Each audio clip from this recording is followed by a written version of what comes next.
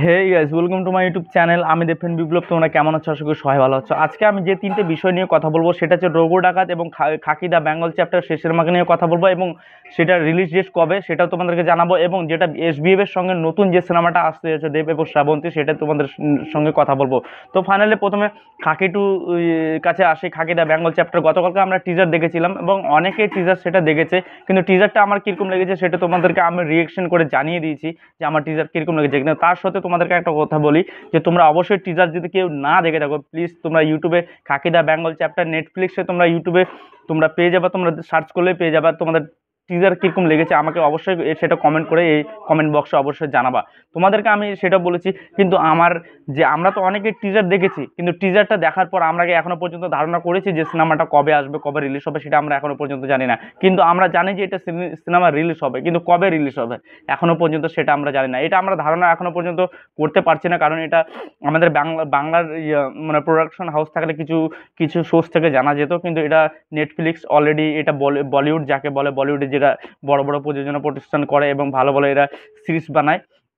তো দেখি এটা কবে রিলিজ হচ্ছে, আর আমি তো চাইবো যে এটা যেন তাড়াতাড়ি রিলিজ হয় এবং সেটা আমরা দেখতে অনেক আগ্রহ। আর এস নাম্বার যে ভিউজ এখনো পর্যন্ত ট্রেন্ডিং নাম্বার 1-এ আছে এবং এটা অনেক ভালো রিচ করছে। কিন্তু দ্বিতীয় যে জিনিসটা নিয়ে কথা বলবো সেটা হচ্ছে গতকালকে দেবদা একটা পোস্ট এবং তার ফেসবুক পেজে মানে দুটো তিনটা ছবি পোস্ট করে, এবং সেই ছবিতে দেখা যায় তাকে সে একজন ঘোড়ায় চড়ে বসে আছে পিঠে, কিন্তু আর ক্যাপ পরে আছে। কিন্তু সেটার মানে কি?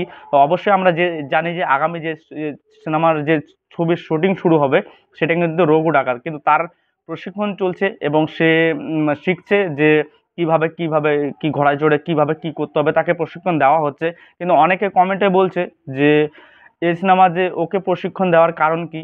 সে তো অনেক আগে চাঁদের পাহাড় এবং অ্যামাজন অভিযানে সে প্রশিক্ষণ এই ধরনের নিয়েছিল, কিন্তু সেগুলো ট্যুর ছিল, একটা ট্যুর ছিল, মানে তারা এখন যাচ্ছে। কিন্তু এটাতে তার অ্যাকশন সিকোয়েন্স হবে, এবং আগে যে রঘু ডাকাত যে আগে যে ডাকাতি যেগুলো যে বেশিরভাগ হতো, কিন্তু তখন কিন্তু ঘোড়ায় চড়ে বেশিরভাগ ডাকাতগুলো হতো, কিন্তু তখন সে গাড়ি চড়া ঘোড়া ওরকম পালিয়ে বেড়াতো না। অবশ্য সেটা সেই সিকোয়েন্সগুলো এটাতে উঠানো হবে।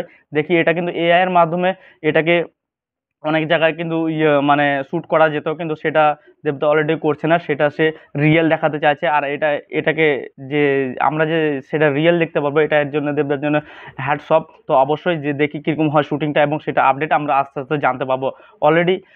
আর তৃতীয় যে বিষয়টা নিয়ে কথা বলবো সেটা হচ্ছে এসবিএফ তো অলরেডি খাদান যে সাকসেসের পর তারা বুঝতে পেরেছে যে দেবদা কী জিনিস, এবং খাদা এখনো পর্যন্ত 20 কোটি ক্রস, মানে 20 কোটির উপরে এখনো পর্যন্ত বক্স অফিস কালেকশন চলছে।